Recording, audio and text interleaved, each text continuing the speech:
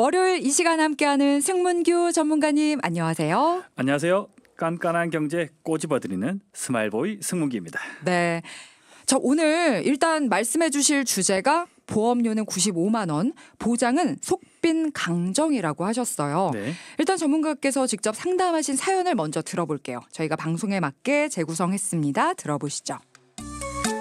저는 50대 중반의 평범한 가장입니다. 돌아보니 결혼 후 20년 넘게 저희 부부에게 가장 중요한 지출은 바로 보험료였어요. 아이들 교육비와 함께 매달 꼬박꼬박 단 한 번도 빠뜨리지 않고 보험료를 냈죠. 든든한 노후를 위해 가장 확실한 준비라고 믿었으니까요. 그런데 얼마 전 건강했던 직장 동료가 갑작스러운 암 진단을 받고 병원비 때문에 힘들어하는 모습을 봤습니다.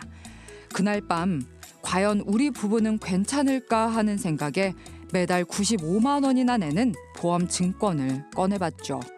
그런데 수많은 서류들을 아무리 들여다봐도 꼭 필요한 간병비 이런 것들이 제대로 가입된 건지도 모르겠고 또 큰 병에 대한 보장은 찾을 수가 없었습니다. 평생 열심히 내온 보험료가 모두 헛된 돈이었나 싶어서 막막했는데요. 이제 와서 어떻게 해야 할지 몰라서 이렇게 상담을 신청합니다. 네, 일단 사연만 들어도 정말 뭔가 막막하고 답답하긴 한데 저는 분명 승문규 전문가가 네. 해결책은 이미 주셨다라는 믿음을 갖고 한번 살펴볼게요. 네. 20년 넘게 많은 돈을 보험료로 냈는데 뭔가 문제가 있는 것 같다라고 느껴지니까 속상하셨을 것 같은데 일단 우리가 일반적으로 보험료가 어느 정도가 적정하다 이런 기준이 있죠. 맞습니다. 이 소득 대비 보험료의 적정성은 주관적이에요. 네. 하지만 보통 소득의 10% 이내로 보험을 준비해야 저는 부담이 없다고 생각이 되는데요. 네. 사연자분 소득을 먼저 살펴보니까 500만 원 정도 내고 계셨어요. 근데 지금 보험료로 95만 원 정도 내고 계시니까 이 소득의 20% 가까이 차지하고 있었는데요. 네. 그러면 제가 여쭤봤죠. 왜 이렇게 많이 내시고 있냐 물어보니까 노후 대비도 되고 위험도 대비하기 위해서 부담이 됐지만 열심히 내고 있었다고 합니다. 저는 먼저 노후 대비를 위해서 과도한 또 부담을 감내해 오셨다. 거기서 살짝 이제 조금 불안해지긴 하는데 네네. 일단 이 가정은 우선 보험료가 과한 게 문제였네요. 그렇습니다. 자, 그렇다면 또 다른 문제점은 어떤 거였을까요? 안타깝게도 없었으면 좋겠지만 네. 크게 세 가지 정도 문제점을 좀 안고 있었는데요. 첫 번째는 과도한 사망 보장이에요. 네. 월 95만 원 중에 종신보험이 2건이 있으셨는데 거기에 보험료가 좀 많이 지출되고 있었는데요. 보험료가 45만 원 정도 내고 계셨어요. 네. 사망보험금은 부부 각각 1억 원이라 사망에 대한 준비는 되어 있었지만 네. 정작 살아있을 때 생존 보장은 없다는 게 문제였는데요. 마치 튼튼한 금고를 사놓고 정작 그 안에 넣을 돈은 없는 상황과 같았습니다. 이 비유도 좋긴 한데 네네. 마치 튼튼한 약간 이제 이런 말은 하면 안 되겠다. 저 무슨 말 하려다가 네네. 그러니까 약간 죽은 후 정말 사망 후에를 너무 탄탄하게 해놓고 살아있을 때 준비를 안 하신 분들이 너무 많더라고요. 보면은 맞습니다. 일단 지금 비유해 주신 금고만 크고 속은 텅 비었다 이런 문제점을 짚어주셨고 그럼 또 다음은요. 네. 그래서 이 조언을 누군가에게 들었던 거죠. 이 금고를 메우려고 여러 가지 보험을 준비하고 계신데 네. 그 안에 진단비의 공백이 있었어요. 그래서 건강보험료를 가입하셨는데 보험료는 비쌌어요. 25만 원 내고 계시는데 네. 그 안에 보장 내용은 암 진단비가 2천만 원, 그리고 재진단암 진단비 2천만 원, 암 수술, 암 입원, 그리고 뇌출혈 급성 심근경색 진단비가 각 3천만 원 이렇게 보장받는 보험이었는데 네. 문제는 암 다음으로 발병률이 높은 게 뇌혈관 질환, 심장 질환 진단비예요. 그런데 여기에 대한 보장 범위 넓은 보장이 없었다는 거죠.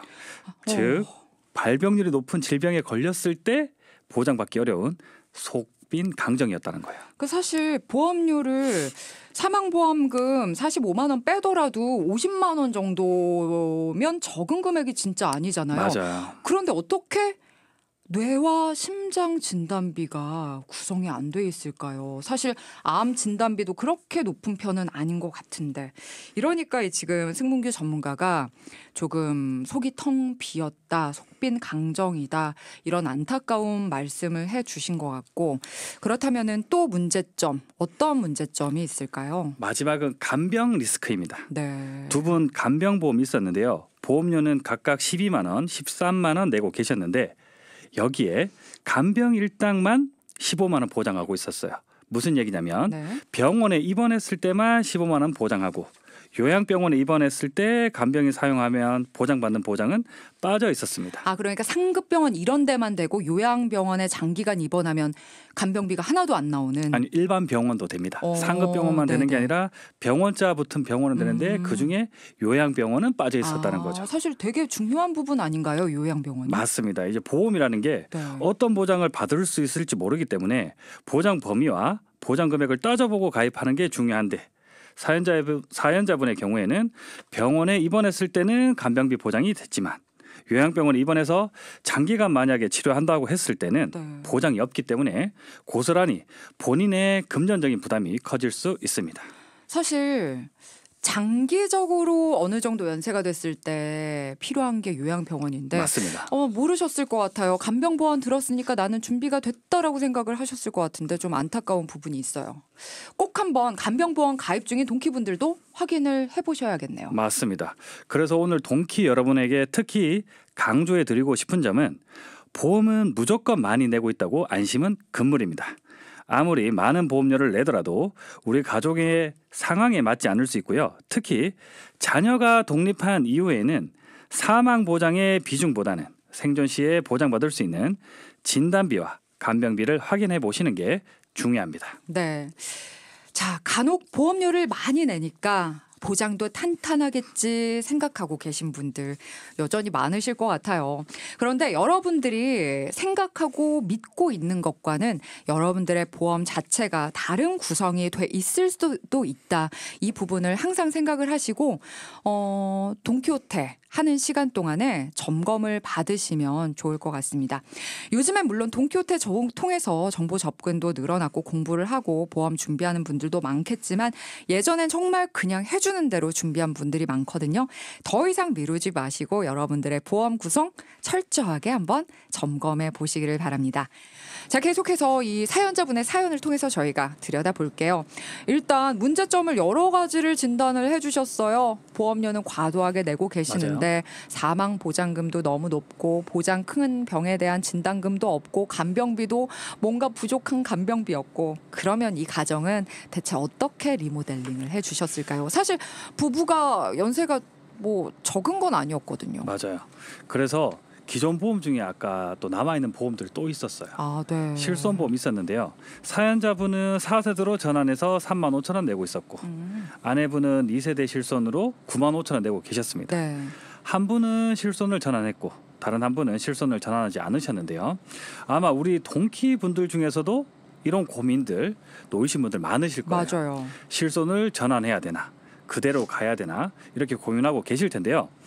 보험료가 저렴해진다고 무턱대고 4세대로 전환하면 안 됩니다. 왜냐하면 현재 약을 먹고 있거나 치료를 자주 받는 분들은 조금만 아파도 병원을 자주 가는 분들은 네. 경제활동할 기간 동안에는 기존 실손이 보험료가 부담되더라도 네. 오히려 혜택을 많이 볼 수 있기 때문에 계속 유지하는 게 좋습니다. 조금 병원을 나는 자주 이용하는 편이다 하는 분들은 요 월 보험료는 부담돼도 기존 뭐 2세대든 뭐 이런 거를 유지하는 게 낫다. 그러면 어떤 분들이 전환을 해야 되는 거예요? 반대로 병원 이용이 거의 없으면서 네. 보험료가 당장 부담되어서 보험료를 줄이는 게 목적이라고 그리고 중요하게 생각되는 부분 때문에 고민인 분들은 전환하시는 게 좋습니다. 그래서 이 가정은 기존에 4세대 실손을 전환해서 유지하시는 분하고 아내분은 2세대 그대로 유지하는 걸로 권장드렸습니다. 그러니까 이것도 각각 개인의 어떤 생활 습관 습관에 따라서 누군가는 전환을 하고 누군가는 유지를 해야 되고 맞습니다. 이런 거네요. 남들이 다 한다고 이제는 전환해야 돼. 4세대로 전환해야 돼. 보험료도 훨씬 유리하고 이제 뭐 몇 년 후면 뭐 2세대들도 다 전환해야 되니까 강제로 이런다고 무턱대고 하면은 큰일인 거네요. 큰일입니다. 네. 자, 일단 실손은 남편분은 이미 전환이 됐고 아내분은 유지를 하시기로 했고요. 네. 자, 그러면 나머지 부분은 또 어떻게 해결할까요? 네, 일단 결론부터 말씀드리면 네. 불필요한 지출은 가감하게 줄이고 꼭 필요한 보장은 든든하게 채워서 기존 보험료 95만 원에서 55만 원으로 40만 원 절감해 드렸습니다. 와, 많이 줄었네요. 맞아요. 네. 그러니까 거의 반토막이고 금액은 반으로 줄이면서도 보장은 당연히 더 늘려야 해요. 물론 돈키호테 오랜 시간 함께한 분들은 이런 게 기본이지. 돈키호테 전문가들이 이런 걸 바로 기본으로 해준다는 걸 알고 있을 거예요. 맞아요. 그런데 어떤 분들은 그게 가능해? 자칫 보험료 줄이려다가 필요한 보장까지 놓치는 거 아니야 하는데 그래서 꼭 여러분들이 보험을 가입할 때도 물론이고요. 변경하려고 하실 때는 더 유의하셔야 되는 것 같아요. 왜냐하면 가입이야 뭐 그냥 새로운 거 가입할 수 있어요. 그래서 만약에 뭐 정말 잘못 들었으면 뭐 한두 달치 좀 날린다 생각하고 뭐 새로 다른 걸 가입하면 되는데 지금까지 오랫동안 납입해온 보험료가 있는 보험을 가지고 계신 분들은 정말 철저하게 전문가들과 그 보장 항목 하나하나 따지면서 변경을 하셔야 된다라는 거 다시 한번 말씀을 드립니다. 혹시라도 원한다 하시는 분들은 샵 0999로 상담이라고 주시면 되고요. 자, 그러면 이제 구체적으로 좀 알려주세요. 네, 보험을 조정할 때는 유지할지 조정할지 해지할지 구분을 좀 해야 되는데 네. 먼저 과도했던 종신보험이 2건 있으셨는데 남편분 보험 한 건은 감액을 했거든요. 감액은 보장 금액을 낮추는 거예요. 네. 그래서 사망보험금 1억에서 7천만 원으로 줄였습니다. 그리고 아내분 종신보험은 본인의 장나비 용도로 1억에서 7천만 원 줄여서 3천만 원을 유지하게 했고요. 네. 이렇게 사망보험금을 줄이면 보험료가 줄거든요. 네. 그 대신 생존 시에 이제 보장받는 금액을 좀 늘려드렸어요. 암진단비는 5천만 원으로 높이고 그리고 기존에 없었던 비급여 항암 치료인 중입자 방사선 치료와 표적 항암 약물 치료비 5천만 원을 보완해 드렸습니다. 요즘에 이게 또 필수로 꼽으시더라고요. 맞습니다. 다들. 왜냐하면 비급여 치료 비용이 네. 굉장히 높거든요. 그래서 넣어두면 좋고요. 그리고 기존에 보장받지 못했던 뇌혈관 진단비와 심장 진단비는 각 2천만 원 보완해 드리고 네. 걱정이 조금 있으셨던 간병보험도 병원 15만 원, 요양병원 6만 원, 간호간병 통합 서비스 7만 원 이렇게 빈틈없이 보완해 드렸습니다. 네. 과도한 보험료는 확 줄이면서도 정말 빈틈없이 진단비며 비싼 고액 암 치료 네. 보장까지도 다 넣어주셨고 간병보험도 확실하게 보장이 되도록 구성을 해주셨어요. 자, 그런데 혹시라도 안 그래도 이 종신보험은 보험료 자체가 높았잖아요. 근데 네네. 그렇게 높은 보험료를 오랫동안 내왔는데 감액하면 손해가 아닌가 이렇게 생각하는 분들도 여전히 많이 계실 거거든요. 네, 맞습니다. 이 감액이라는 부분은 이제 부분 해지 개념이라고 볼 수가 있는데요. 네. 완전 해지가 아니기 때문에 보험료 부담이 현재 있다. 그러면 그런 부담들은 줄이고 네. 그 부담 줄인 부분들을 다른 목적으로 사용할 수가 있다는 거죠. 그래서 기존 보장을 낮춰서 보험을 유지할 수 있다는 게 감액의 장점입니다. 맞아요. 유지. 네. 그리고 당장 내는 보험료가 부담스럽다. 네. 그런데 보험료를 오래 냈다고 하면 감액 완납 제도도 있습니다. 감액 완납 제도는 감액을 하게 되면 보험료를 내지만 네. 감액 완납 제도를 하게 되면 보험료를 더 이상 내지 않아도 보험은 유지할 수가 있거든요. 그래서 불필요한 보험들을 계속 가져가시기보다는 다른 보장들을 못 받는 게 장기적으로 더 손해일 수 있기 때문에 손해를 덜 볼 수 있는 보장을 조정할 수 있는 방법들을 선택하는 게 좋겠습니다. 그러니까 감액도 저는 이게 지금 그냥 감액만 있는 건지, 그러니까 감액이 감액 완납제도인 줄 알았어요. 이것도 두 가지가 따로 있구나. 맞습니다. 네. 그래서 종신보험 같은 이제 그 사망 시에 사망 보장금 비중이 크기 때문에 월 보험료가 크다. 이런 부분에 부담을 느끼고 계신 분들은 또 그런 부분에 있어서 살아있을 때 어떤 확실한 보장이 부족하다 싶은 분들은 이런 활용할 수 있는 제도들이 있다라는 걸 알아두시면 좋을 것 같아요. 그래서 정말 자녀가 어리고 아직까지 부모의 손길이 많이 필요하다 하실 때는 사망보장금을 당연히 크게 좀 부담되더라도 갖고 가는 의미가 있겠지만 자녀들이 오늘의 사연자 분처럼 어느 정도 성장을 했다 하시면은 이런 제도들을 활용해 보시면 좋을 것 같습니다. 자, 그리고 해지 전에 이렇게 감액이나 감액 완납 제도를 잘 활용을 했고요. 다음으로 궁금한 게 뇌 진단비, 심장 진단비 이런 거 필수고 또 치료비 구성도 요즘에는 필수로 꼽히고 있는데 어떻게 하는 게 좋을까요? 네, 뇌 진단비와 심장 진단비는 항상 강조드리지만 네. 보장 범위가 가장 넓은지 확인하고 구성하는 게 좋고요. 네. 뇌혈관 진단비와 심장질환 진단비의 보험료가 비싸다고 네. 뇌혈관 수술비, 심장질환 수술비만 준비하시는 분들이 있어요. 네. 진단비가 비싸니까 수술비만 준비하자. 그런데 사실 뇌와 심장 진단비의 경우는 수술하는 경우도 있지만 진단 받으시고 그냥 약만 드시는 분들도 있기 때문에 네. 보험을 챙길 때는 진단비를 먼저 챙기고 수술비를 챙기셔야 보장을 받으시는데 유리하다고 말씀드릴 수 있습니다. 그러니까 물론 이제 진단비 준비하는 게 좀 금액적인 보험료 부담이 크니까 그러는 네. 분들이 많다는 건데 전문가들이 항상 그래도 밸런스 있게 진단비를 먼저 준비하고 너무 진단비에만 보험료를 투입할 수 없으니까 그 보완적인 부분으로 수술비나 치료비를 준비를 해라라고 항상 강조를 하는 것 같아요. 맞아요. 네. 자, 뇌심장 진단비는 보장 범위를 가장 넓게 해서 진단비를 챙겨야 된다. 이 부분은 동키 여러분들이 꼭 기억을 하셨으면 좋겠어요. 여전히 이 말씀을 드려도 은근히 보면 왜 그럴까요? 분명히 이게 그러니까 뇌에서 뇌혈관으로 준비해야 되고 심장은 허혈성으로 준비해야 되고 그런 거 맞죠? 네, 허혈성보다 더 높은 게 이제 부정맥하고 요즘에 신부전에 보장되는 거 맞아. 심장질환 그렇게 진단비인데 되는데 왜 까먹냐? 네. 들으실 땐 기억하세요. 네. 집에 가서 봐야지 했는데 잊어버리시는 거죠.